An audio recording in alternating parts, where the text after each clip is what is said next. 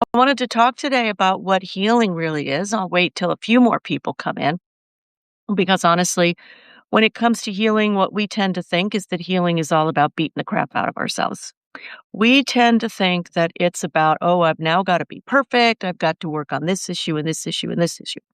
And we certainly can. We can certainly work on issues, and that's a good thing to work on oneself. But when we're talking about working on oneself as a way of beating up on oneself, that's not healing. That's the antithesis. Okie dokie. Okie dokie smoky. Whew. How's everybody doing? How is everybody doing? I really should go take a look at what's been going on in the world today because I remember the Supreme Court grew a spine, at least a partial one. A partial one. I wonder how these people sleep at night. I mean, they just go along with whatever dump truck says, and it's like, are you kidding me? Seriously? I don't know. I don't know how they sleep at night. I don't know how they. I do know how they think. I think that they think in terms of self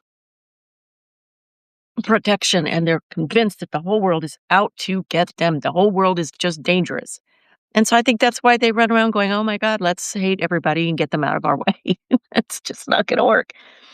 So, in order to entertain you and me, and to give people a little bit more time to get in here, that is assuming that you're staying. This is Lori. I'm with the Goodbye Good Girl Project.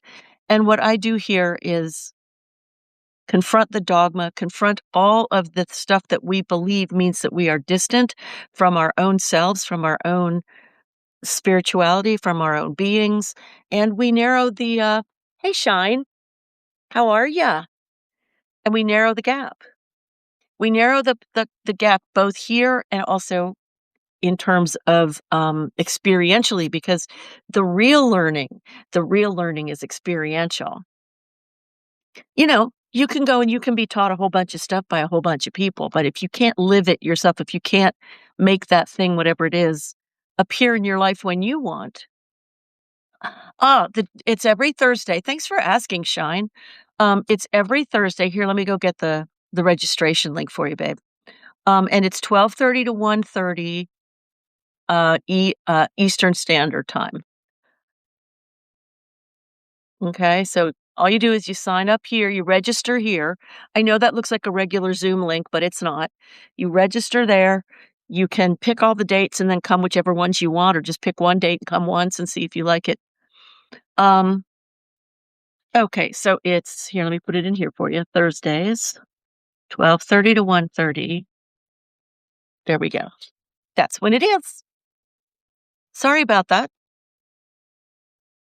All right. Let's do a little bit of a quick reading on how the country is doing. Oh, my pleasure. I hope I get to see you soon. Remind me though, when you get there, when you do come, let me know that you're Shine with heart, okay? Good, and that you're from TikTok.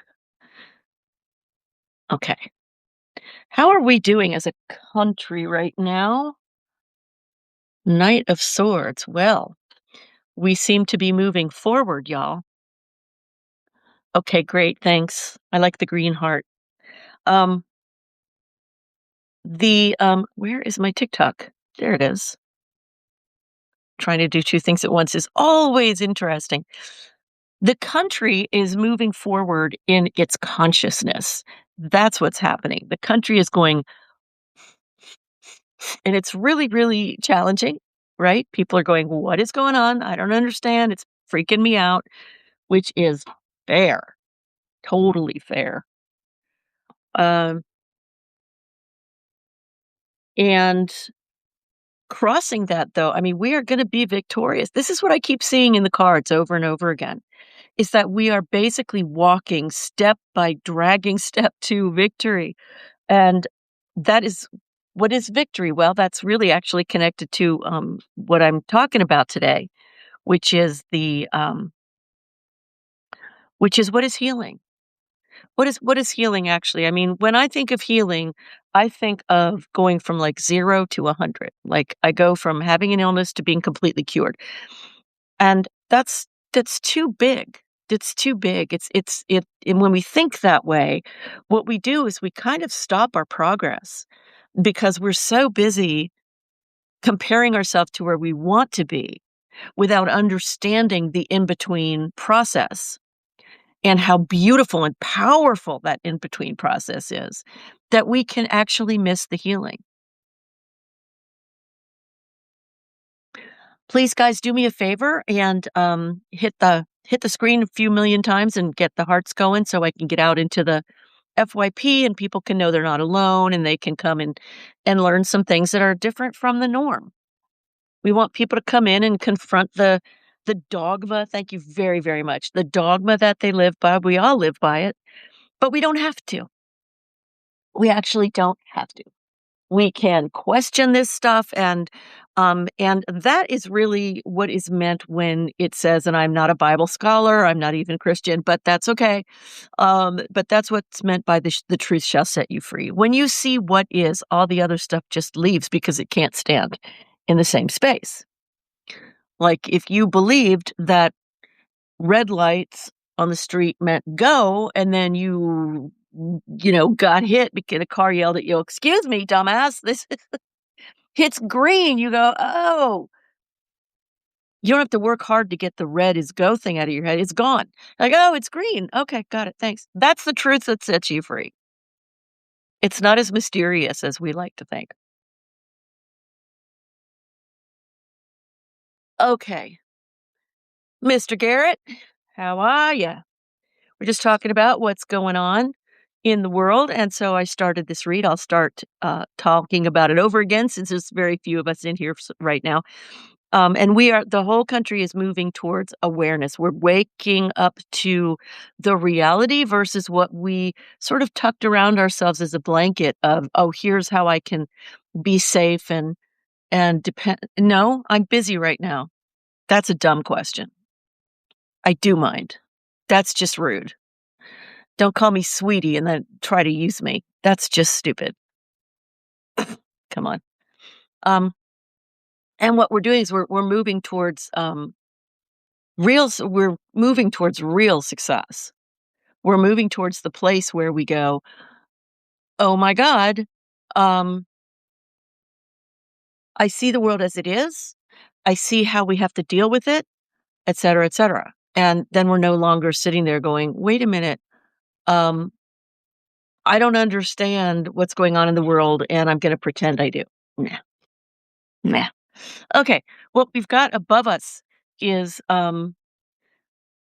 this is what's being demanded of us. We've got to come into our emotional fullness. What the hell does that mean? This reading, by the way, my name's Lori. I'm with the Goodbye Good Girl Project. And what I'm doing, hi, Ren. Hi, honey. Um, I'm with the Goodbye Good Girl Project. Please share this out for me if you would. I'd appreciate it. Hi.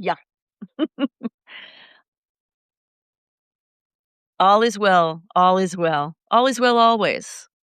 We just don't always know it, which is frustrating when you're really having a bad time. Okie dokie. What we have above us in this country at this time is this need for our mind to be focused on more on how to be really smart, really accepting of all of the humanness that we are. We've got to stop thinking our emotions and start letting ourselves feel and being kind to one another. Oops, wrong card. Kind to one another and most especially kind to ourselves. Because when you start being kind to yourself, you know what happens? You start automatically feeling kind towards other. That's the transformation we seek. That's the transformation we really seek. Thank you for the hearts, guys. I really, really appreciate it.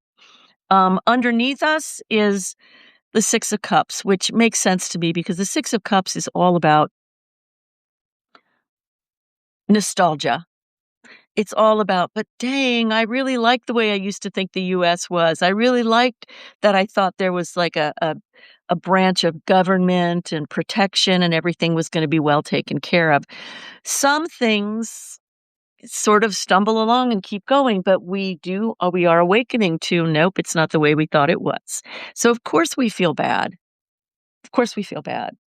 Behind us is a feeling of we are totally trapped. I think that trapped feeling is going. Let's see what comes out. Yeah, the trapped feeling is going, and what's coming in is a sense of kind of like trying to um, sew together a patchwork quilt of new stuff. Like when you meet a new lover, you don't know them very well, right? You don't know them as well as you're going to know them a year from now, 5 years from now. And I think we're coming into an acceptance of the fact that we really do have to start to create this new relationship with our country and with one another, and that's a beautiful thing. We're trying to build ourselves. This came out, in reverse, and when I read reverse cards, it's not negative, it means internal. It means there's some deep personal, individual work going on here. The more conscious you can be of it, about it, the faster the energy can move, is my experience. Okay, and we're looking, we're like this guy's like an adventurer and he's looking. He's like, "Where can we go? Where I see all the boats going. Let's be sure we're going in the direction we want to go in." And the atmosphere is a reverse Ace of Pentacles, which is real. We're building. We're just starting this building. And the thing is that whether you realize it or not, everything human, everything not human is made up of energy. I'm talking source code. Everything is made of energy. That is what creates everything. However you feel, in a general way, means you're gonna trend towards that kind of vibrational, emotional set point.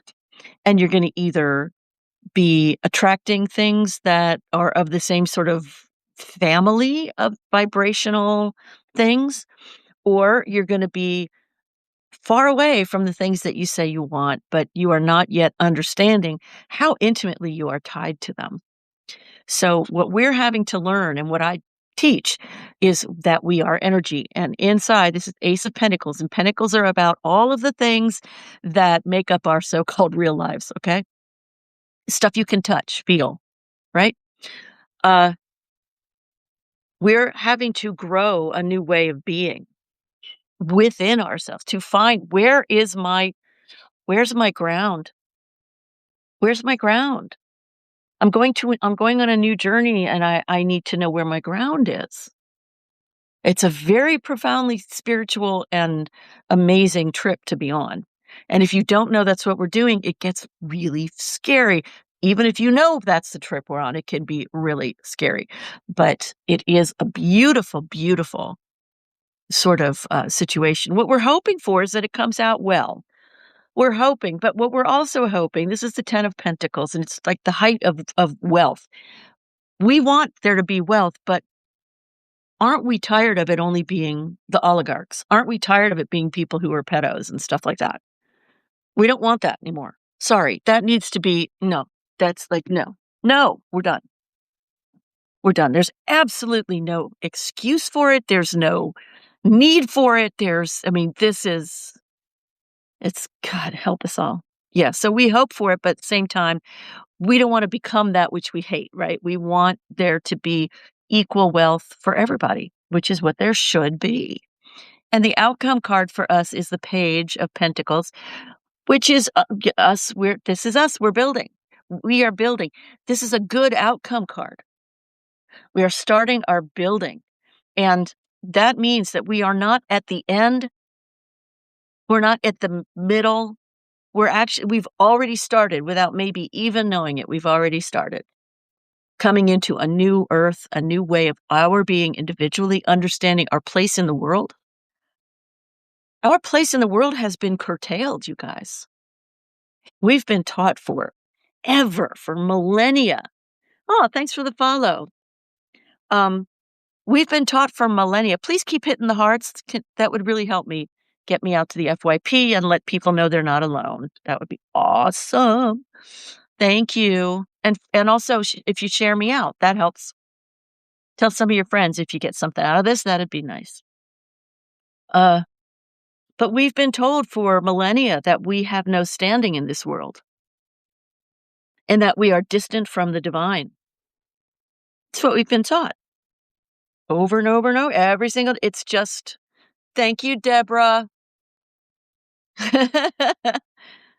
I love that. I got you. I love those words. I love those words.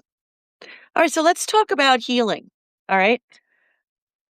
It just occurred to me before I came on, I was like, "Huh," you know, I'm always talking about let's define our terms. I'm always talking about that because we are in a culture that tells us to believe stuff and then has backed it up with a lot of dogma, whether that's religious or spiritual or social. We got a hell of a lot of dogma going on in our subconscious, our conscious, our everything, our bodies, you know. Um, One of my favorite ones to mention is just have faith. And I went to my teacher, Amachi, the hugging saint, the great saint from India, and I said to her, "What's faith? Like, what am I having faith in? What are you talking about?" Because if I can't bridge that distance between the seemingly unreachable divine and me, what good is all this stuff? How many millennia have we all been sitting around following the rules, either going to a religious thing or a spiritual thing and hoping that everything we learn will do it? But the fact is that we can know a lot of stuff with our head, but until we make this stuff experiential, which we can do in our regular life, we can start doing this crossing, like trying to put our foot on the bridge to start crossing it into ourselves, into a different relationship with our universe, with our lives. Until we do that, it's all just a good idea. I want more than just a good idea. And so I went looking 40 years ago. I went looking. Where are the answers? Let me have the answers, please. But with healing, what we can tend to do is we make it our fault if we don't heal immediately, or we make it our fault if we can't figure out what to do next, or we make it our fault if it takes a little while. And we don't ever see that that what's really, really amazing is the little steps that get us there. It's the little step. They're the most potent, powerful steps of all. I mean, I can sit here in my little one-bedroom apartment, and I can wish that I lived in a castle, let's say, and I can visualize it, I can do all kinds of praying, like, "Please, please give me," that kind of praying, which is actually counter to what you want to be doing because it presupposes you don't have something when in fact, as somebody who's created of all the energy that ever was, you already have it. You just have to figure out how to align with it, how to connect with it. Oh dear, my computer just went black again. I don't know why it's doing that. And it just went to the shop. Hello? Ugh, for heaven's sake. I don't know if you guys can still see me or not.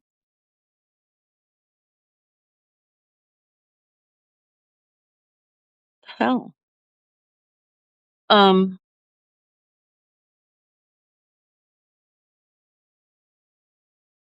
okay. Oh, I'm still there? Oh, great. Okay, because I couldn't even see you guys saying you're still there.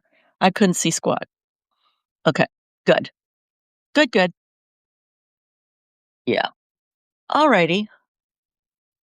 You can hear, but I'm frozen. Oh, I sure am. Well, shoot.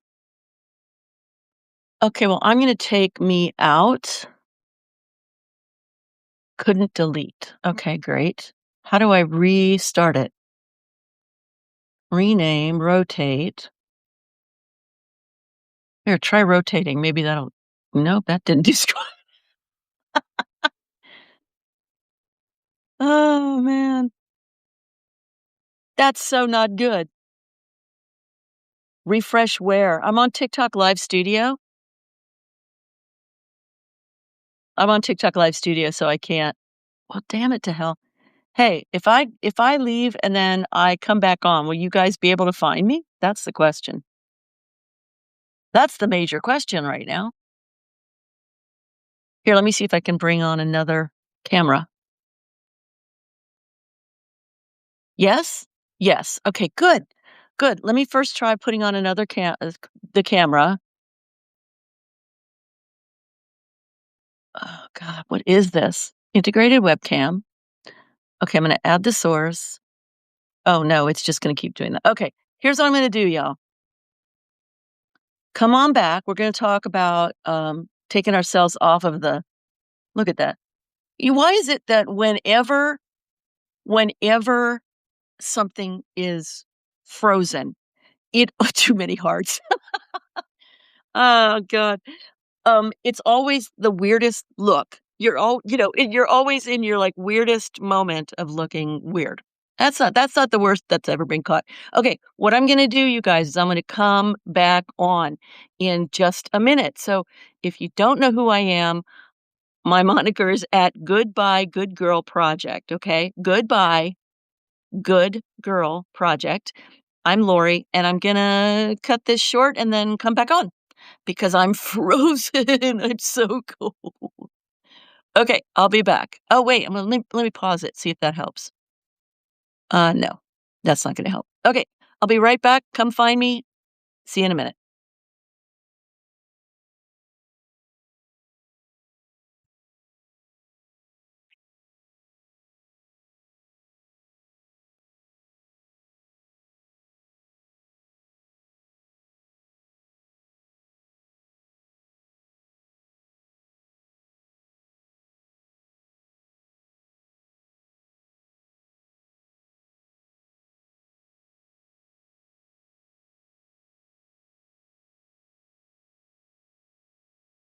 Now it's saying that there was one person here on, Substack, but I really doubt it.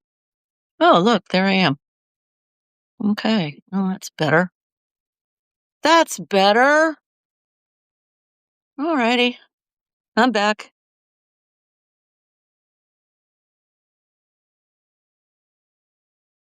Now all I have to do is wait for people to come in. If there is somebody here, let me know. We can talk. We can chat. But I don't know. I think I cracked the code. Cacked the cacked the code. Really, I think I cracked the code on HubSpot, but then I didn't follow the crack that I found. So I think maybe there's nobody here. I'll keep you on though because I know Devin likes to come in every once in a while. So let's see if people come back. Oh, it says go live. Ugh, what an idiot.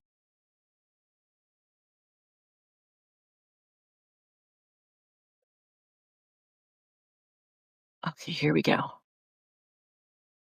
Here we go. Now I'm back. There we go. When I first started working on computers, you had to know how to, almost do some Deborah, thank you for finding me. That was slightly interesting, wasn't it? But we're back to 0 hearts. What the hell, man? Oh, no. Oh, no, I need more hearts. Um, wow. So, oh, you're on it. You're on it. You're so on it. Thank you, Deborah. You do got me. So what have you been trying to heal from for a long time? What are some of the things that we keep trying to heal from? And that we feel like it's taking forever or it's just not working? Because that's the place that I live at. That's the place that I love to explore. And in 2022, I cured myself of 40 years, that's 4 decades, excuse me, of clinical depression by using an awareness of emotion in its energetic form as well as just that feels like crap. And a willingness to bring in a tiny, tiny bit of a different feeling that doesn't oppose it, but simply is like turning on the light in a dark room, and that's really cool. So, like, I've tried in the some of the things here, I'm gonna put something in here, maybe you guys will join me. Um, fear of failure is one. Um, um, poverty consciousness. Can't even freaking type, I swear to God. Having trouble. Poverty consciousness. Yeah, can't type. Poverto consciousness. Yeah. Clinical depression. It's a new word. Just, you could just, quote me. Just say, Lori came up with this word called poverto consciousness. And people would be like, what the hell are you talking about? I don't understand. What are you talking about? It doesn't make any sense. Vocalist. Hello, darling. Good to see you. We're making a quick list here of things that we've tried to heal that we know we need to heal, like isolation, being isolated, letting yourself be isolated. Um, fear of public speaking. Join me. What else? What else is there that we can tend to want to, heal from? Um, not just poverty consciousness, but poverty. I swear to God, what is that word that I can't keep spelling it? Welcome. Hi, Teresa. Good to see you, babe. I'm Lori with the Goodbye Good Girl Project, and here is where we get rid of dogma and we make life real. We make the separation, the seeming separation between us and our power, go away. You love isolating. Yeah, I mean, there's anything that we do has got to be done so that when it supports us, and when it's hurting us is when we have to try something else.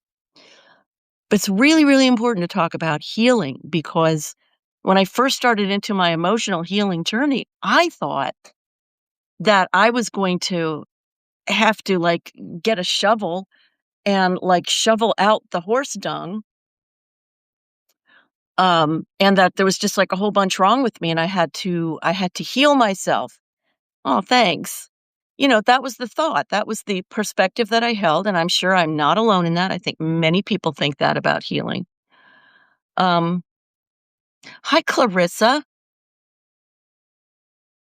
You'd left a bad relationship. Well, good. Good, good, good. So I thought that healing meant that I was, in some sense, screwed up. Isn't that what we generally think? Like, okay, I'm all screwed up. I'm going to have to fix myself. I'm going to have to get fixed. Right? Clarissa, that is awesome to hear. It's awesome to hear. Oh, wait. I've actually got, hold on. I think you guys can hear this if I can get it to work. Oh my God. Tell me if you can hear this. You hear me cheering?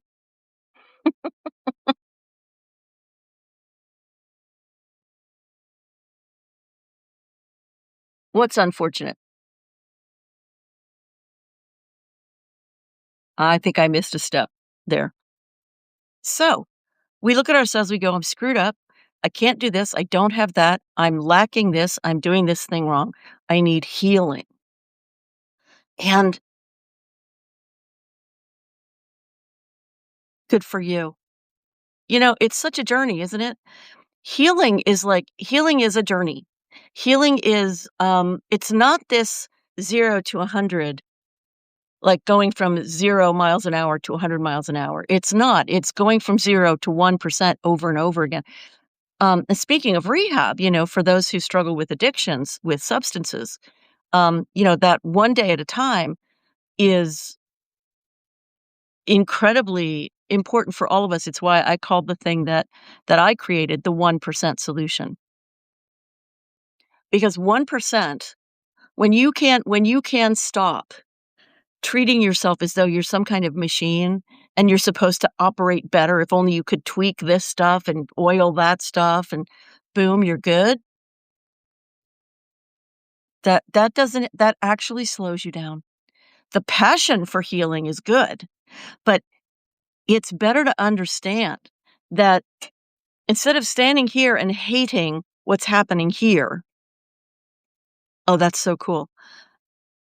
Because if you stand here and you hate what's here, it's like you've got your feet off the ground by this much and you can't get any damn traction. You're like, "I don't wanna be here. I don't wanna be here. I wanna be over here. I wanna be somewhere else. I don't wanna be here." So you're never here. But if you're here and you take one step forward, you've made actual progress. Does that make sense? I mean, I know this may be theoretical at this point, but does that make sense to you? My name is Lori Kirstein. I'm with the Goodbye Good Girl Project. Please share this out.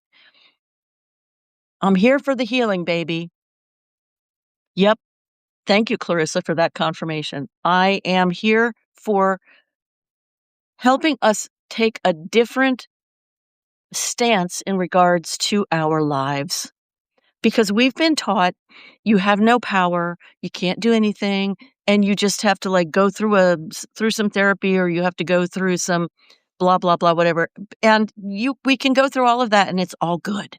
But it's gonna be really good when we bring ourselves to understand that the work is still ours to do. And that is the hardest.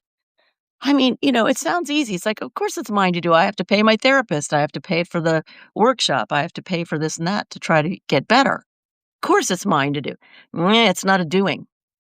It's not a doing. It's how you see yourself in relationship to your life. Please share this out and hit me up with hearts like what's happening. Thank you very, very much. The Rustical Garden. I love the names people give themselves on here. So cool. We've been taught you have no power, and we believe it. We believe it.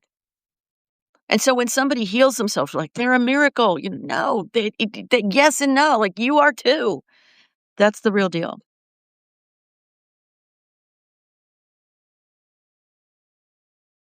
How do you stand in a different relationship to yourself? Clarissa, maybe you can share with us how you feel a different sense of relationship to your life if you're feeling that. Because I know when I went through the healing of the depression, that what I realized was, oh my God, it's literally true that what I think, feel, believe, anticipate makes this when I focus that to something a little bit better, not instead of, but bring in a little bit better at the same time, that I literally can change my brain. I literally change the landscape.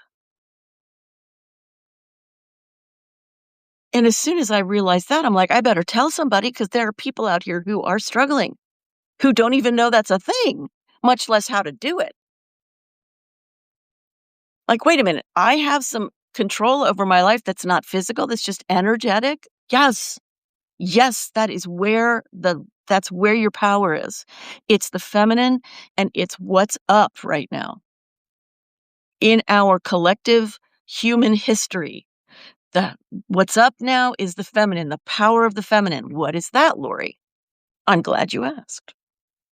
The power of the feminine. You see, spirituality is actually energy. Physics and metaphysics are the same thing. They really are. At their core, at the source code. That thing that we can call God and universe and spirit is that pure positive energy. It's that pure positive love. I mean, that we can feel. If you've ever had a spiritual experience where you were like, oh my, you're like, there are no words for that. You start crying, you're like, you feel that thing. So it's not like God is this person who's going to walk in your front door and go, hey, how you doing? You got a beer? I call it Godness because a lot of times people have been triggered by the word God from being forced into religion and they don't want to hear about it. And I get that. But still, you don't breathe yourself. I don't breathe myself. So there's something at play here.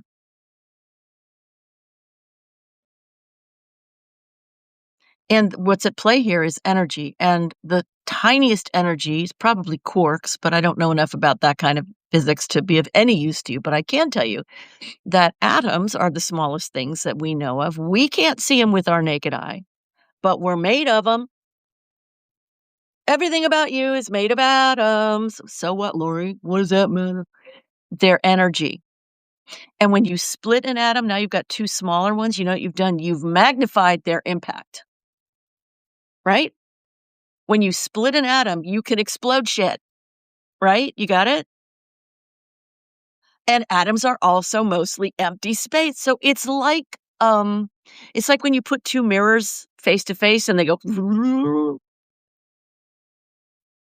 it's we are mostly we are 70% empty space, which makes no freaking sense at all. Because you've watched enough shows like, oh, I don't know, shows about doctoring and hospitals and stuff. You're like, when they open them, they don't see a lot of empty space. I see a lot of organs. We're talking about physics.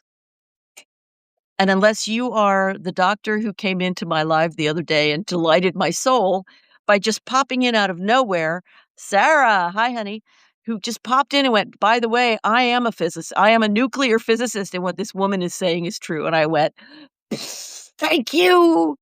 Thank you so much. How does that help us? I'm really all about experience yourself differently, and you are different. This is where acting, you were here for that. Wasn't that amazing? His name was Dr. something, Michael. His name was Michael. I just, whoever he was, I wanted to kiss him. Oh, so exciting for me. Michael, yep.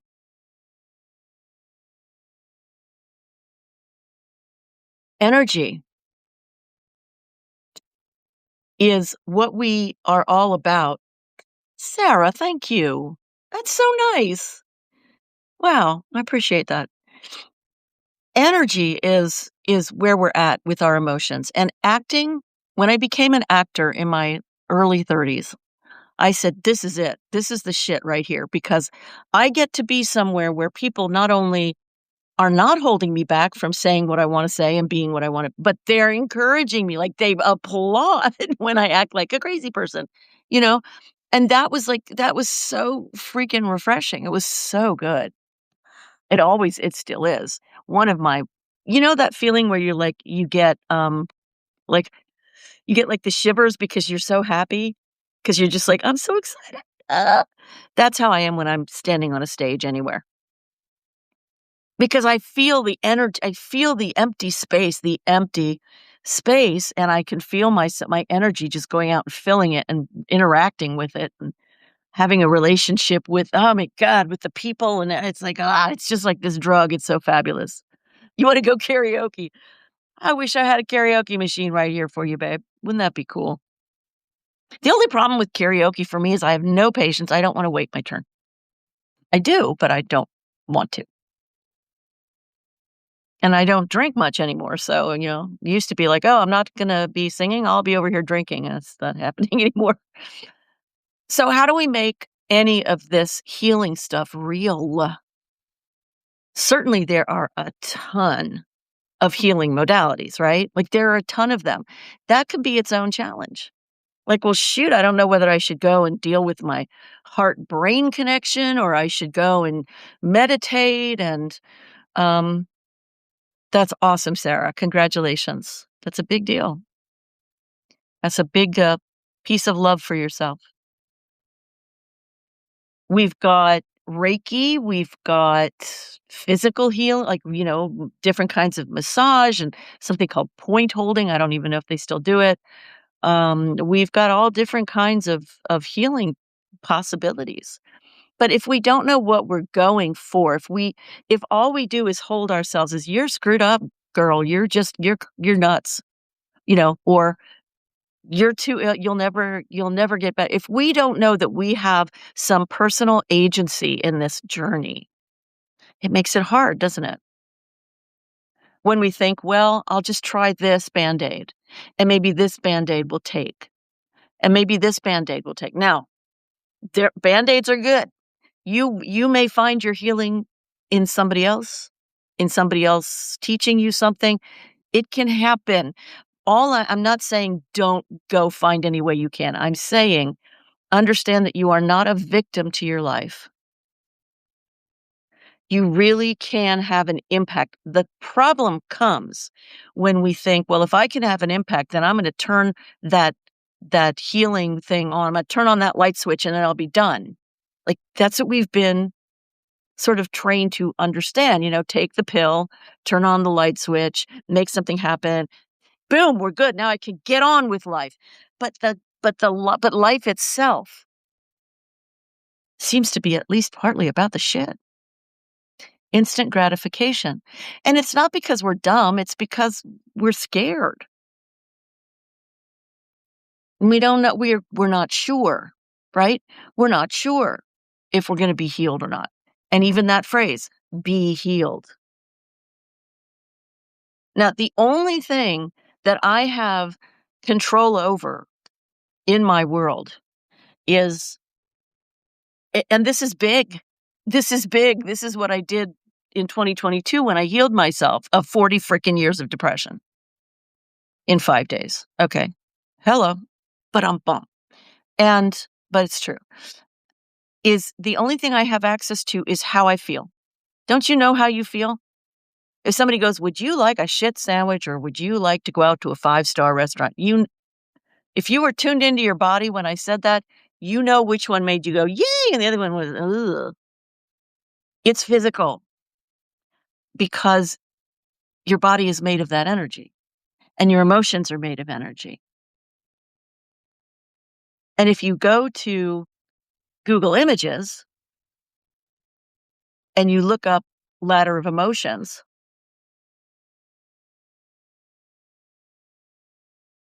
you're going to see that every emotion has a different vibrational component.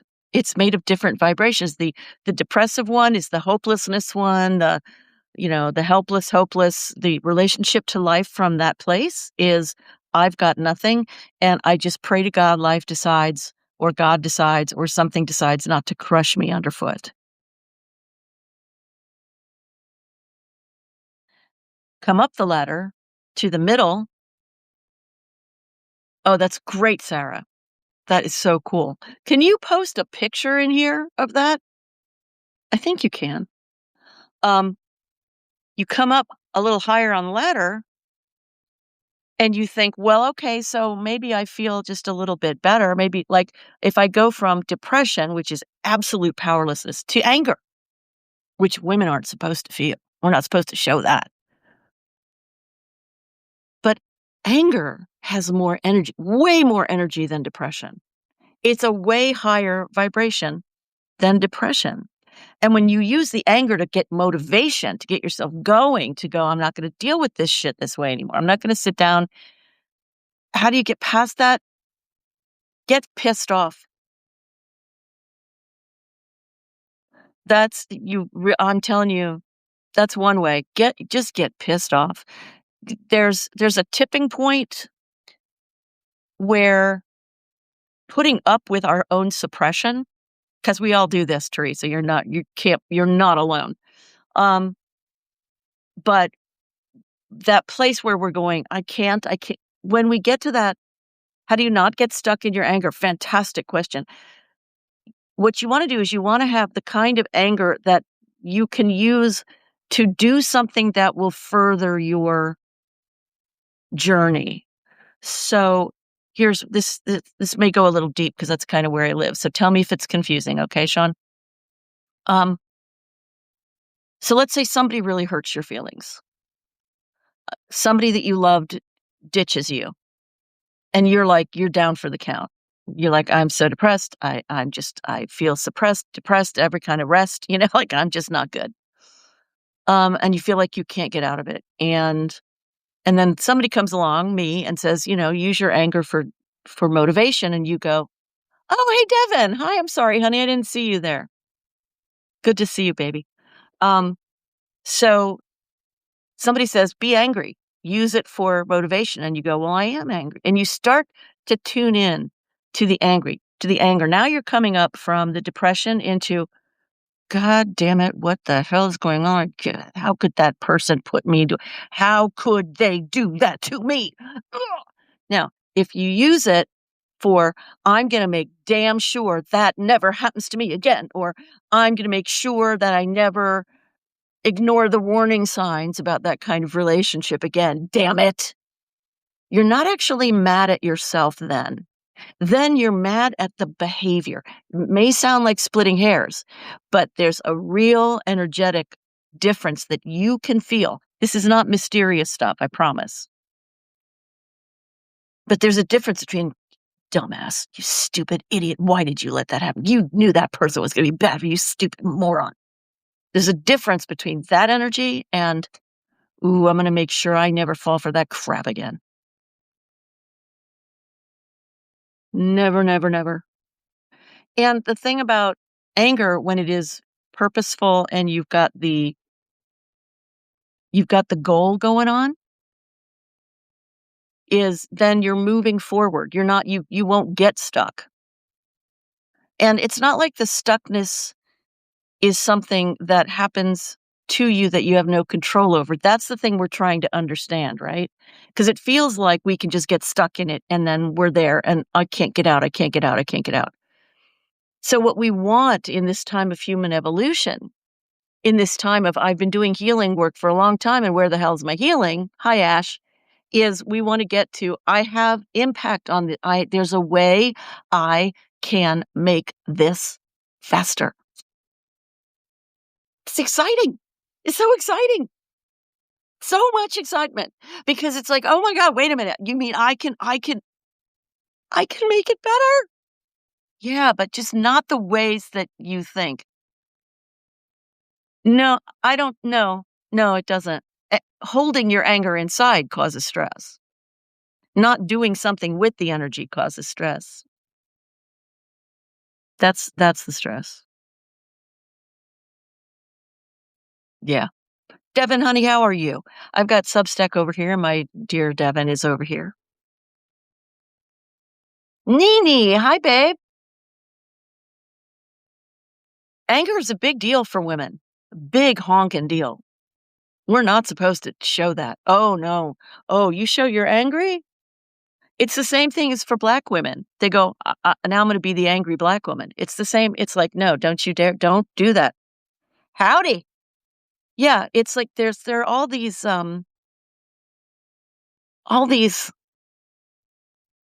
types of dogma where we go, well, everybody knows you shouldn't be angry if you're a woman because then you're not pretty anymore and you're not effable.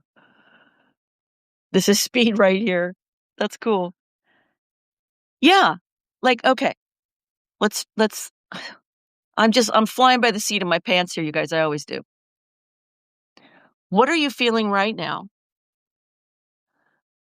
that you might not want to be feeling? If you're feeling great, so tired of being effed. Oh my God, yeah. Rebecca, preach, baby, preach. Preach, preach, preach. Okay. Hiya. So basically, the question is, how do you feel right now? What do you feel right now? Now, what I've been feeling lately, like I'm not feeling suppressed or oppressed, or I'm not feeling the I can'ts right now. What I am feeling, what I've been feeling for a few days now, is um, a new level that has to open, and this level is a deeper part of me that is guarded, that is holding itself like this in relationship to life still. You feel relaxed. That's awesome. So for those who feel good, for those who feel happy, relaxed, um, I want you to ask yourself where you feel it. What does that feel like? What does relaxation feel like? What do you mean? I mean, where do you feel it in your body?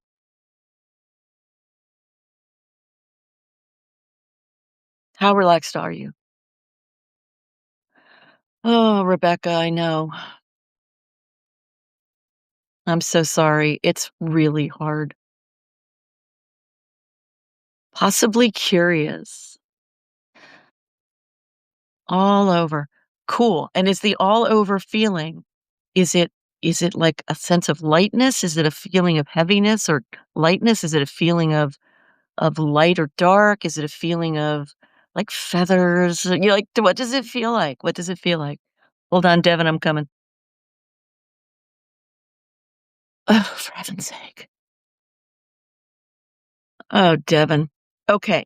So Devin is having a situation where somebody he loves is not being helped by doctors. What do you do with that? You're like, I'm helpless. I'm helpless to change the situation. It's not actually true. Feels like light. What you want to do with focusing on what it is that you feel, you want to start to be curious about it. You want to start to feel it as an energy. And I mean, this is where your power is. No, take matters into your own body. Take matters into your own consciousness. Take matters into your own. Start to lean into the concept. You don't have to go faster than you can go. None of us do. We can't. God knows we try, but we don't have to. But start to lean into the concept that when you smile at somebody genuinely, when you're walking down the street and you're like feeling like crap, and then you see somebody and you decide, I'm not going to give them my crappy feelings, and you smile at them because you want them to feel better. Let's say a homeless person. You've just delivered some energy to them. You've just given them a huge gift and yourself, but you don't know that. You don't know you've given it to yourself. Oh, Nene, go girl. All right.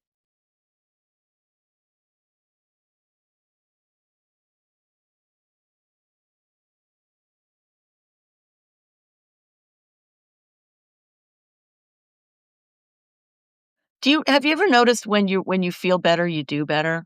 That when you feel better, like lots of good stuff comes your way? And that when you feel like crap, it seems to go on for frickin' ever? You ever notice that? It's because the flavor, the energy of that of our lives comes from that. We're not 100% responsible for, like, we didn't go to the slot machine and go, "I will have a dose of illness, please." That's not what we did. But when we start to look, just look at the fact that we've been living in this spacesuit and thinking it's the only power we have in this world, when actually we're made of everything the world is made of. That leaves a lot that we haven't done yet. That leaves a lot we haven't talked about and explored and experienced.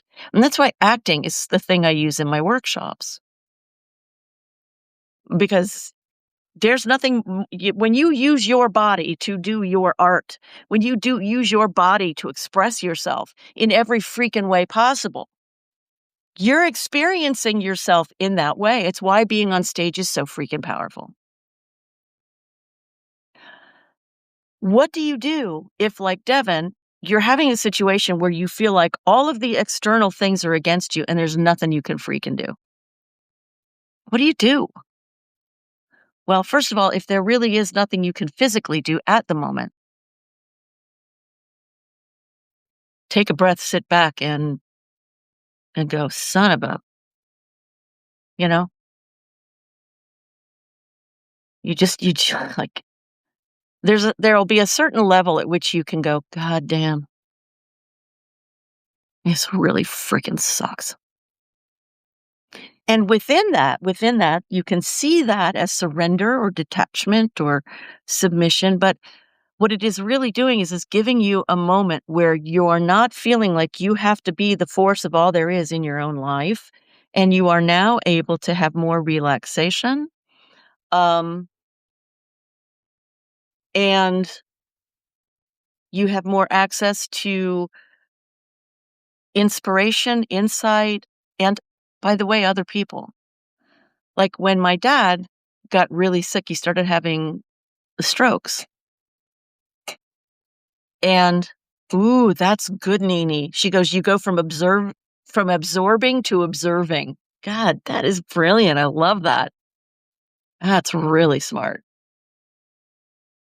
I love that. Yeah, and it's not like you're not feeling it, but you're not feeling the weight of you thinking that you're supposed to control every bit of what's happening around you. However, did I ever tell you the story about when I was in Massachusetts driving on the Massachusetts Turnpike and I pull up to a toll booth and the woman behind the booth there was the angriest person. Her energy was like red hot and she looked at me with a face like, "What do you want?"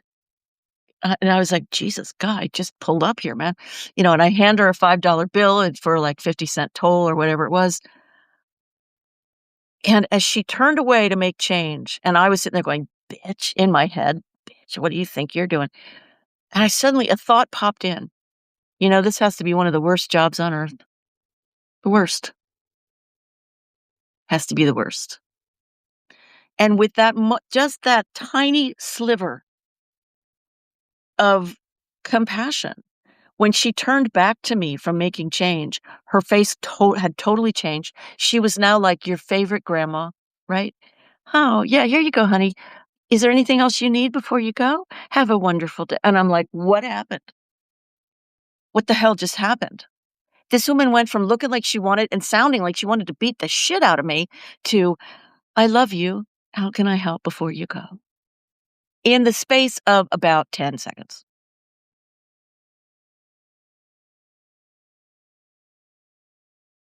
I'm not suggesting that you go around shifting yourself so that other people will be shifted, but that's what happens.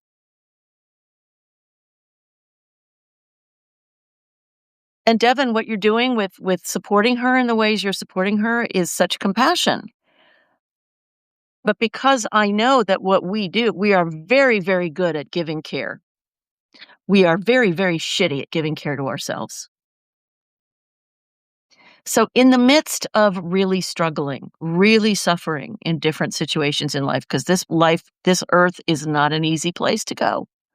And here we are. Here we are going, okay, I signed up for this. What the hell was I thinking? What you were thinking was you wanted growth and you wanted it now and you didn't want to wait anymore. You said, I'm going to go put myself into an environment in which I can't just, right? Cool, Teresa. I can't just snap my fingers and make stuff. I mean, I constantly think, like, let's say I'm trying to turn on a light and the light won't turn on. And I go, don't you know I'm trying to turn you on? Can't you help me?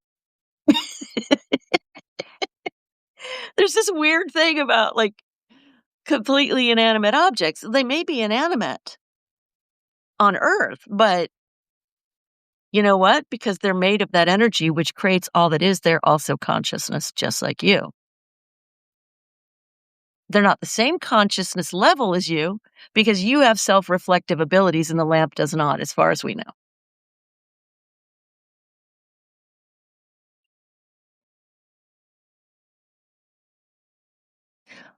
Sarah says she struggles because she tries to be warm and welcoming and people don't want it. Um, One thing I can say about that, Sarah, is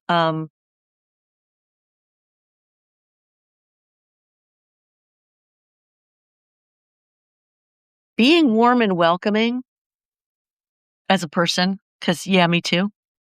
But if that means like showing somebody something or being able to hug them, and or some other physical way of showing it, or what a lot of times what that will carry with it will be our desire for that person to reflect back to us that they appreciate our effort. You got to let go of needing them to appreciate you. So that's one of those really like fine tuning things where you go, I'm going to be warm and welcoming energetically, even if this person doesn't like to be touched. This person doesn't like to be touched. So if I go and I'm like, I've got to hug you so you know I care, they're going to be like, fuck off. I don't want you to touch me. Stop it. So for them, that warm and welcoming is more like, being stuck in a corner with somebody who's pawing at you. Like, it's not good. So we have to adjust our warm and welcoming, right? And this goes for anything that we're like, this is my intention and the other person isn't receiving it. We all stand in different places with all of our stuff. And so a long time ago, when I was in my, I don't know, I was 12 or 13 or 14, I don't know. I had 3, I grew up next door to 3 sisters, and one of them really did not like to be touched. And I loved her so much. She felt like such a sister to me. And so all I had at that time, because I was young enough to not question it, I was like letting my heart go, stay open to her instead of being in the anger, why won't you let me hug you and love you? And it turns out over all this time, because it's been a minute since I was 13 or 14, that that is a great kindness.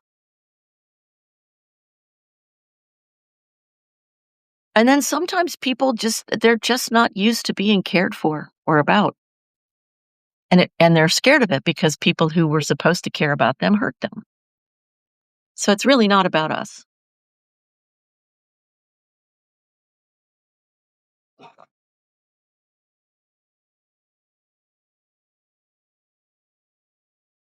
I really recommend that you do some reading or some viewing of Abraham Hicks. Um, and learn about, really start to delve into how we really truly are energy first. And that energy is not arcane and weird and otherworldly. It's how you feel. When I first started becoming an adult and having my heart broken, I wondered, why is it that it physically hurts? Why does it physically hurt? I mean, it hurt my feelings, but why does my body hurt? Like I don't understand.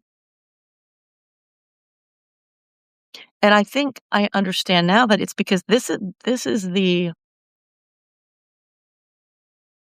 system. This is our sonar. This is how we find out where we are and how we are and who we are at any moment. Our natural being, our natural way of being, natural, is aligned with all of the goodness that we are. And what we keep doing is we keep thinking, but I'm not that. I'm not that. I have to go and I have to do the right thing or pray the right way or find the right healer or do all the blah, blah, blah, blah, blah. And we go running around the world looking for help. And if you're looking for help, good. There are too many people who don't even look for help. They don't even think they deserve it. Look for help. But I want you to add something into your quiver. Okay? I want you to take a thought that I am a power. I am one with that. Like, that's what I am created of. And do I understand what that means and how to use it? Hell no. Right? I mean, if you're being honest with yourself, maybe you understand a part of it and not the rest of it. Maybe you understand none of it. Maybe you understand most of it and whatever. But be honest. Be freaking honest with yourself. Not mean. I already did the PhD for all of us in being mean to myself. I think of me as the Jesus of the queen of meanness. And I'm just kidding. But honestly, I've done the being mean to myself thing. It got me. I was convinced that was going to help me get better because aren't you supposed to look at what's wrong and then make it right? And then if you don't get it right, you should on yourself. And see, that's the old dogma. That's what we don't want to be buying into, but you cannot get rid of it just by sheer willpower. You can't do it. Haven't you tried? I have. Think about that for a second. Can you do that? Have you been able to go, well, I'm not going to be like that anymore, and then you are like that again? Why is that? It's because It's a practiced energy. It's also a groove in your brain that has become very familiar. So sometimes we'll go back to places we're familiar with, even if they don't feel good, because they're familiar. It's like a place we can take a breath. It's weird, but it's a thing. And we're like, I don't want to go out there and try this new thing because it scares me because I don't know what that's going to be like. So I'm just going to sit back here in the familiar for a while. I'm going to sit here and be depressed for a little while. And then after a while, you get bored and you're like, I still want to move forward. You'll get to the place where you go, all right, bring it on. What is it? What do I have to do? Shit. What do I have to do? And you go do it. You try something. You do something different. You step outside of your zone of familiarity.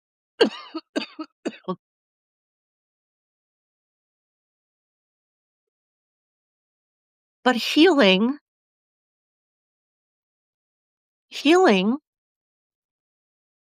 is not what I thought it was.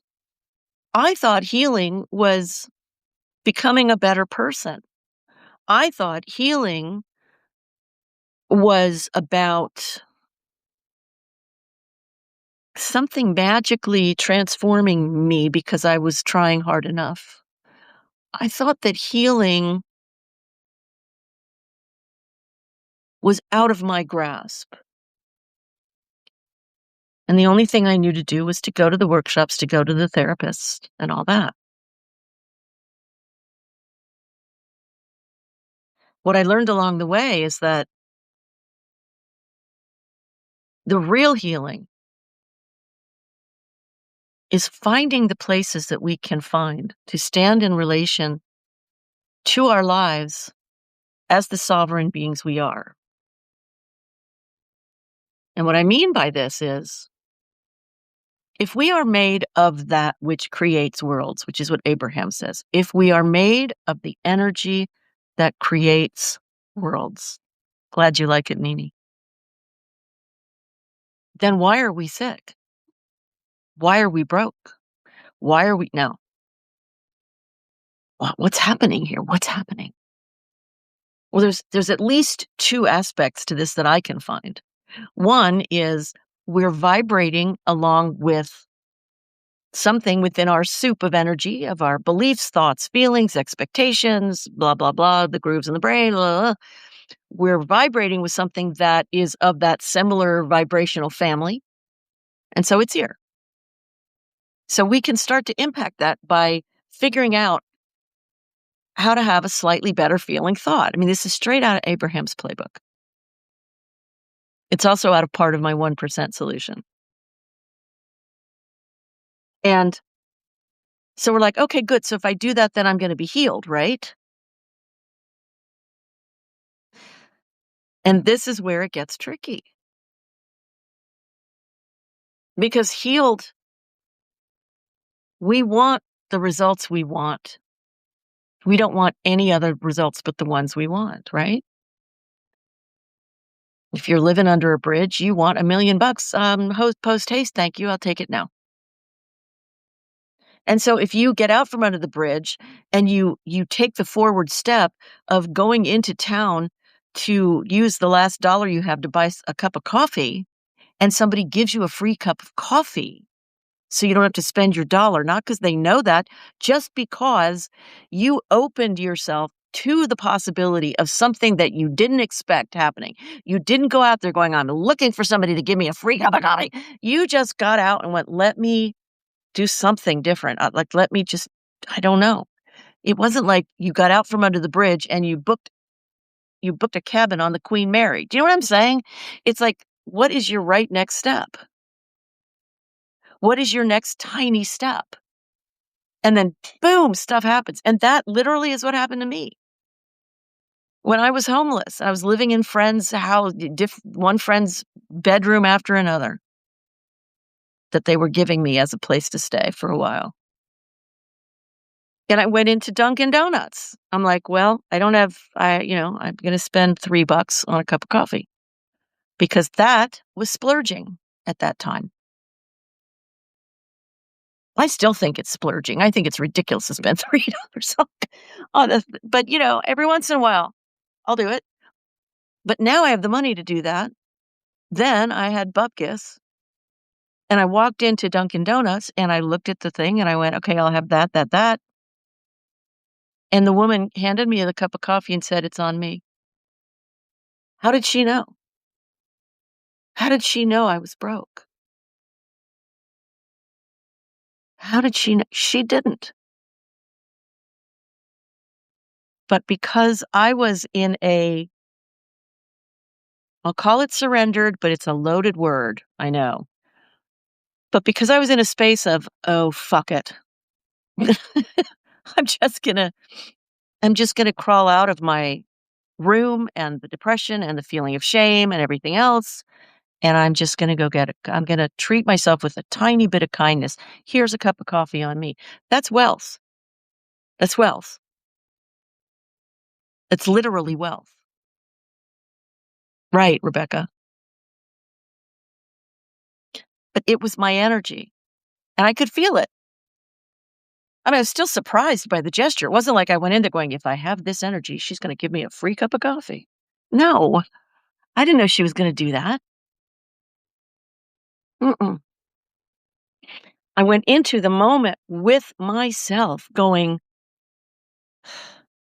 "Well, I still think life sucks right now for me, and I don't know if it'll ever stop sucking. I don't have an idea.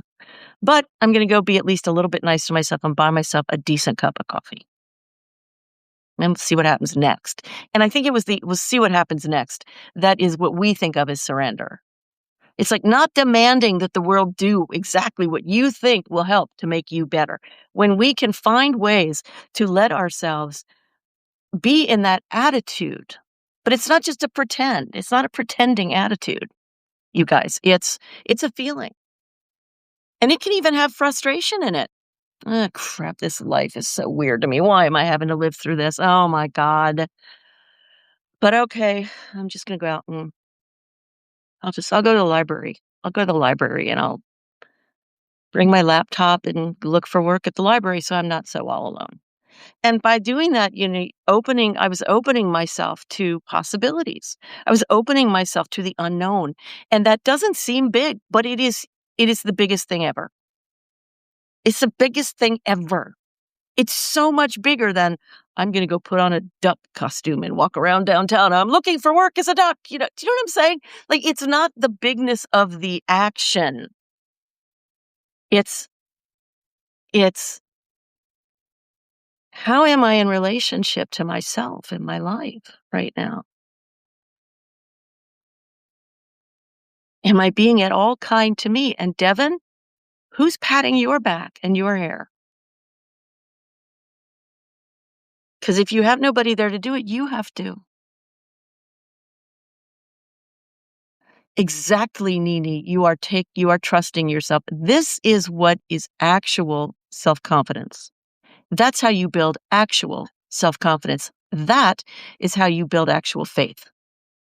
Not faith in some off-planet God, but faith that the energy is present, that it is you, it is available, and that you have a part in this dance.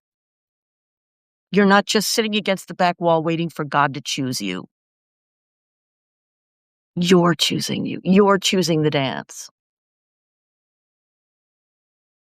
Self-confidence is not, "I'm all that." It's not. I mean, this is like my drug right now. This TikTok stuff with you guys is like my drug and Substack. Total drug. Because I get to connect. And for me, connecting is everything. And also for me, I'm a speaker. And by the way, if you know anybody who's looking for a professional speaker, well, let me know because I'm going to start connecting with people around this. Anyway, but when I first started, I just got on. I didn't know what the hell I was going to do. I didn't have a clue. I didn't have a damn clue. I'm like, I'm just going to get on there. And what I first did was I was bitching about politics because I was having absolute fit about what was going on. And within a week and a half, I had like 1,500 followers. I'm going, what? Because everybody was pissed off. But then I started going live, and I'm like, "I really don't know what to do, but I'm just gonna go and talk about stuff and see if anybody shows up." And then I got bored with that, and I said, I'm gonna do tarot for people." And then I realized that a lot of people were coming in and going, "Am I gonna get back together with my boyfriend?" And I'm thinking inside my head, "I really don't care. I care about your empowerment. I don't care about whether you get back with your boyfriend. That's none of my business." So I went, "I don't wanna do this because I don't wanna support anybody feeling disempowered enough that they have to ask somebody else how to do their life. I know that there's a lot we don't know. I know that it's scary. I'm just like you. I'm in a human body too. I get it. But I'm telling you that there is nothing to be gained by just sitting down and going, okay, I'm a victim to my life. You are not, unless you say you are. Be pissed off enough to try to find that door for yourself. And one of the most potent doors I've ever found is the thing that that I am so aware of all the time, which is how I feel. How do you fucking feel? Oh God, I'm pissed off. Okay. So then am I oh, you're welcome. Am I using it to move myself forward? Like, let's say somebody's treating me really badly. It's a boss. I can't get him to stop. I need the job and I feel powerless. I'm not powerless, baby. Uh-uh. Uh-uh. I will absolutely not settle for that. No stinking way. Because there's always something I can do with my energy. Because, usually if somebody, I have a bad boss, they're being awful to me, I go home and I feel sorry for myself and I'm depressed and angry at myself. That doesn't do anything. That doesn't move me forward at all. I call a friend, I drink a bottle of wine. Like, what have I accomplished? Nothing wrong with friends and bottles of wine, trust me. Also, chocolate, I'm a big fan. But it's not going to help me get out of that situation. So, okay, well, then maybe you should just look for another job. Yeah, yeah. Yeah, when I come home depressed and feeling angry at myself and angry at my boss, and I feel like don't have any power, yes, sure, I'm gonna have all the energy I need to go and look for work. No.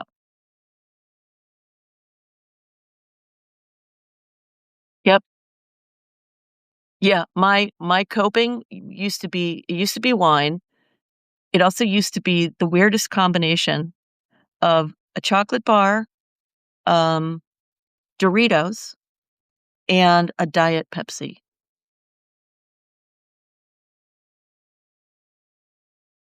Every once in a very blue moon, I will go get those 3 things. I think they go well together.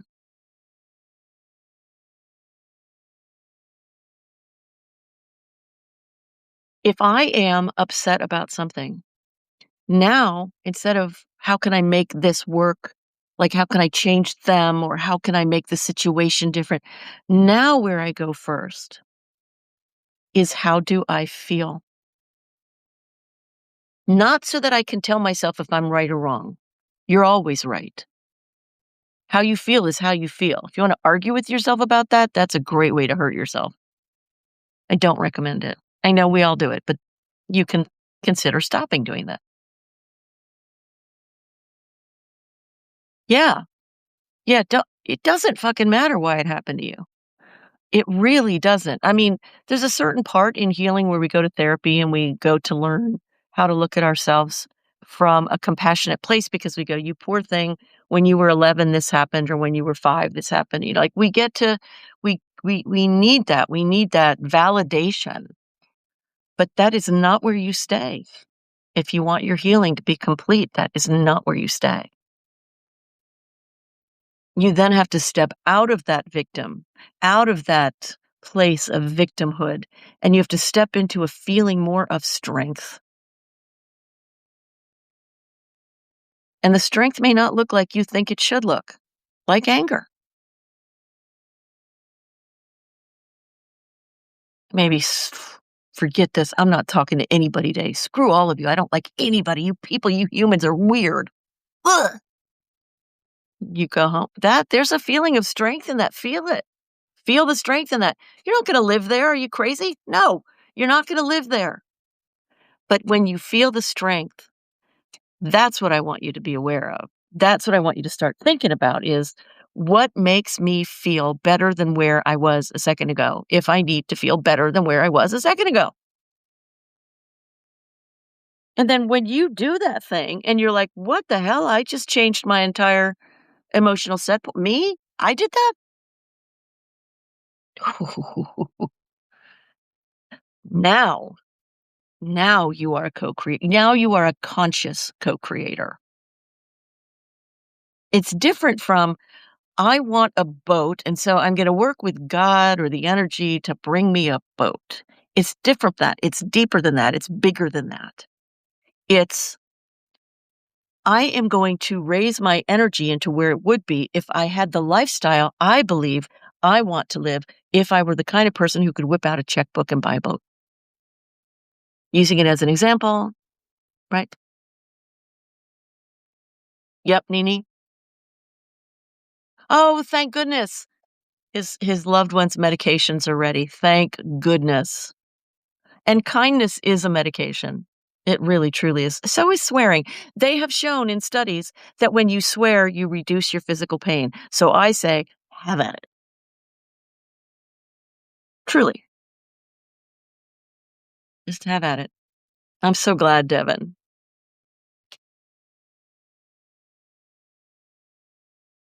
Your energy is what matters. I remember I once saw Louise Hay. Um, I was probably in my very late 20s, early 30s, something like that. Saw her in Boston. It was a small crowd. She wasn't yet as completely major as she became soon after that. It was like, I don't know, the 80s or something. Anyway, um, I don't know. I can't do math. Anyway, I saw she was giving a talk and she said, "Look," she said, "I was abused um by my stepfather." And I forget the story she told, but it was like, I never do, Devin. I'm like a pure little angel and I never swear. I don't fucking believe in it. Hey, finest. Mwah, mwah, mwah. How are you, my love? So she said, this was my childhood. She said, this man was terrible to me and really hurt me. And my mom didn't do anything about it or whatever the story was at the time. It's a long time ago now, so forgive me. But she said that he was an alcoholic and she married an alcoholic. And she realized once she stopped being with the alcoholic, she got out of the relationship and everything. But she's like, I don't want this to happen to me again. And so part of her healing was that she would imagine numerous times a day how she would unalive the man. That helped her. That helped her rise. That helped her let the energy flow so that she didn't have to keep holding in and dining on this toxic victim anger and hopelessness and helplessness. And your mind doesn't know the difference. Your brain doesn't know the difference between what you're imagining and what you're experiencing, which is why also people who are sports people are always imagining themselves going down that slalom or doing that boxing or whatever it is, that they're imagining it because they're training their energy, they're training their muscles, they're training their body to have that as their identity. And it's not a pretend because you are made of the energy that creates worlds. What can't you be? Oh my God, dare to consider that. Wait a minute. I should be able to have whatever the hell I want. Yes. It doesn't mean you should get to have everything you want. This isn't a smorgasbord in that way necessarily. I mean, if you learn how to stand in that complete openness thing, maybe it'll be a smorgasbord for you. But we are in the human experience. We can do one hell of a lot. And we do I've done a hell of a lot in my life, even with clinical depression. I've done more, it feels like, in the 4 years since, almost 4 years since. Because when you're fighting hopelessness instead of embracing empowerment, embracing what do I feel stronger about? Not, am I a superhero? Am I Arnold Schwarzenegger? No, no, you don't have to be Arnold Schwarzenegger. No, you don't have to be German. No, really don't. I once saw Arnold. I was working at the University of California, Berkeley, and suddenly the building I was in was all abuzz. Oh my God, Arnold is here. Arnold Schwarzenegger's here. What? We all run out into the hallway, and he's standing out in the outside somewhere, surrounded by young people going, "Oh my God." He was there for some fitness something or other. That man is short.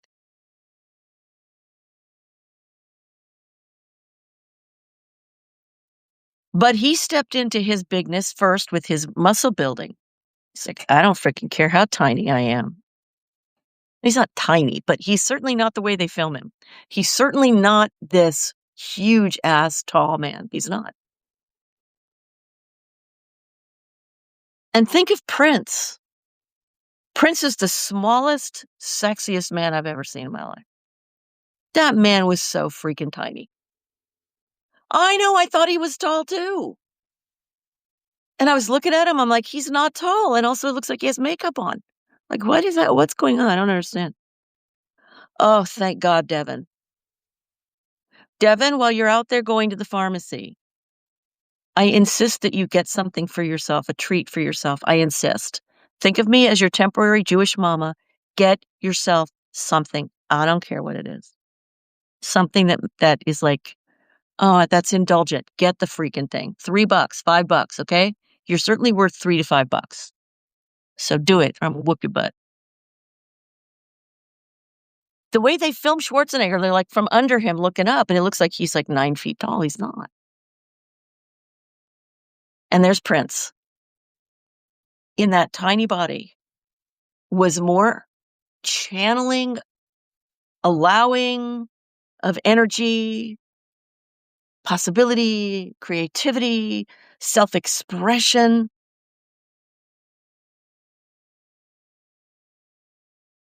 He could think think if Prince, that body type that you see him as he was. Okay, good.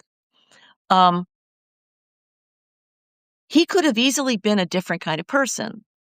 I mean, apparently not. That's not what he did. But somebody else who's like really tiny would go, I'm too small. I'll never be a superstar. I can never dream big. I'm just this little tiny dude. It's all about how you see yourself. Yeah. And And if you don't see yourself in that strong way, which is very likely, okay, which is very, very likely, you weren't trained to lean into your strengths. You were trained to look out for your weaknesses. Find those weaknesses and wrestle them to the ground. You know what you just did by following that instruction? You just made it worse. Because where we put our energy, where we put our attention, the energy grows. This is physics as well as metaphysics. Where you put your energy, where you keep saying that, where you put your attention, the energy grows. We've been so freaking programmed. Look for the shit, look for the bad stuff, because you got to get rid of it. If you don't see it, it's going to be, I'm telling you what, um, the stuff you need to be looking at that's hurting you, it doesn't hide. It really doesn't. It's more like, am I aware of the discomfort? Yes, Nini, thank you. I couldn't quite get that sentence out. And it's for me anyway, and I think for most people, it's really hard. Like going against that programming. Oh, that's cool. Yeah, I absolutely believe that, Michael Joe. Absolutely.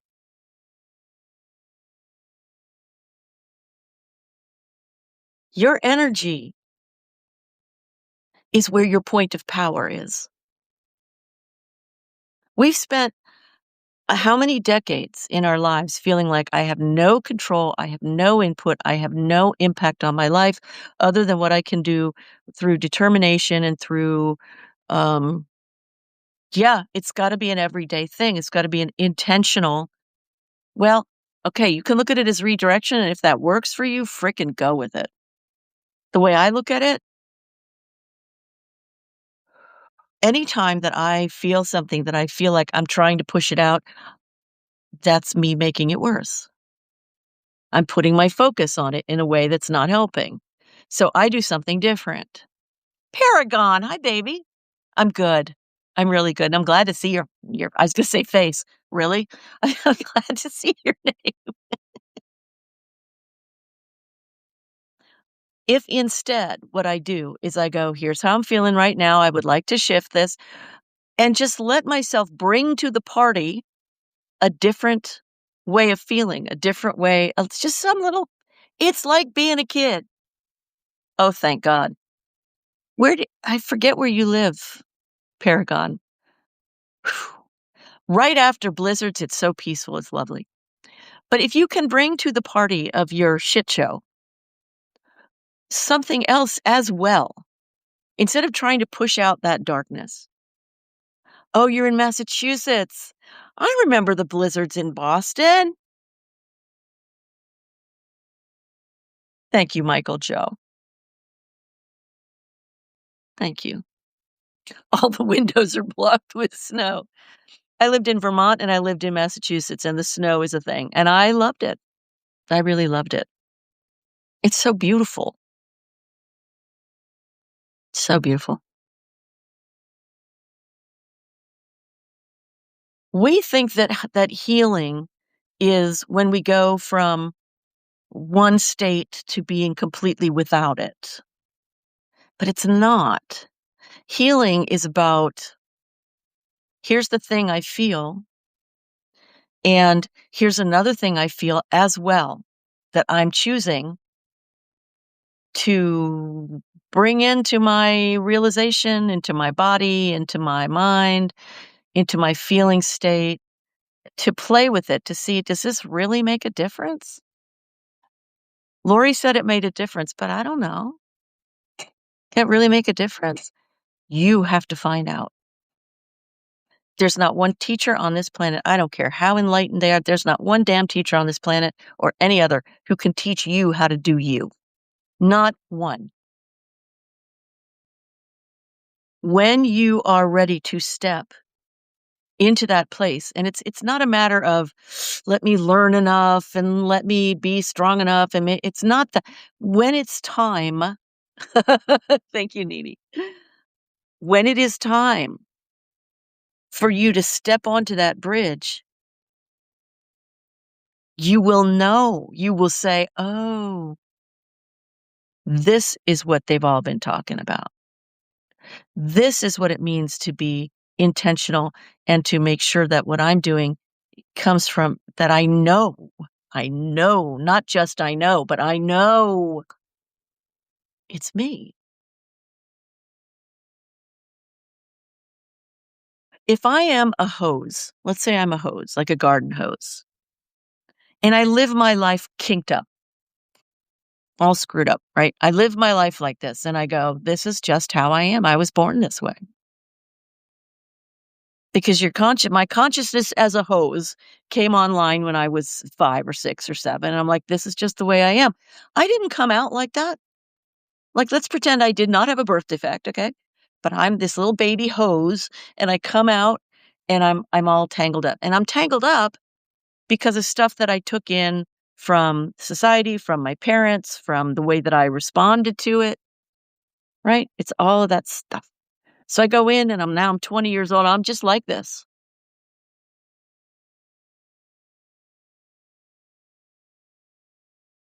You're not. You're not just like this. You are all that you can be. You are infinite possibilities is who you are. It's who I am. And once we can get past this frustration of going, well, shit, that makes sense, but why is my life crappy? Like, why is stuff so hard? Once we can get past the frustration enough to go, well, let me get curious and determined about figuring this out. Now you're stepping into yourself. You can do it with meditation. You can do it with my 1% solution. Bring Excellent, Devin. Um, you can bring in a memory. Do you know each time you miss somebody who has passed away, you're feeling their presence? You're feeling their energy. Their energy hasn't really gone anywhere. Can't really hug energy with your arms, can you? I stood here today and I said to my picture of Amachi, I said, I miss my brother. I wanted to hear his giggle. He had this insane giggle.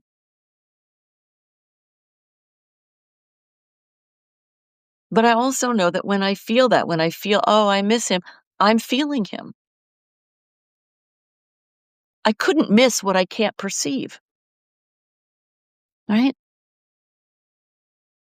We it's such a beautiful journey we're on if we could only understand what journey we're on. You know, we're like, oh my God, I'm on the journey. Michael Joe, yes. Do caterpillars think they can fly? No. But aren't they wonderful? They do. They follow their own little urge to go up a tree, create a cocoon.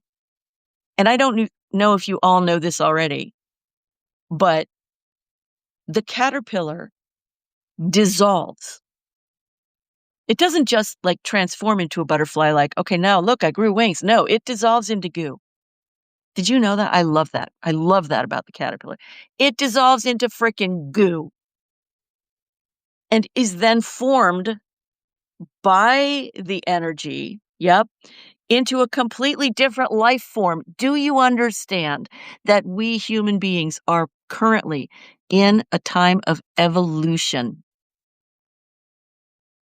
Are you feeling exhausted right now? Are you feeling confused? Are you feeling like, what the hell is going on? You're in the right place.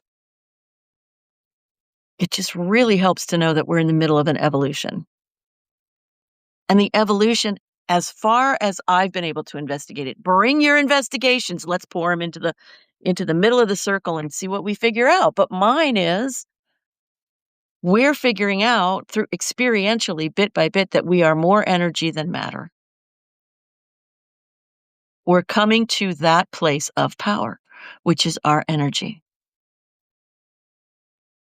And I may have cured myself of the depression, and then over the following years kept adjusting my emotion, but I am so stubborn. Oh, you raise monarchs? Oh my God. I got to tell you something. Oh, shoot. That's amazing. Devin says confusion is part of the evolution. So many new things to rediscover or discover through living in these times. True. Did you get yourself something nice, Devin? Chocolate, a beer, I don't know, an earring if you wear earrings, something. Um, I know a man who writes books for young adults, and he's written a series about monarchs. And monarchs who become humans, who go back to becoming monarchs. They're warriors. It's really good. His writing is really good. I'm in a writers group on Wednesdays, and he's just really good. I can't believe you raise monarchs. That is crazy.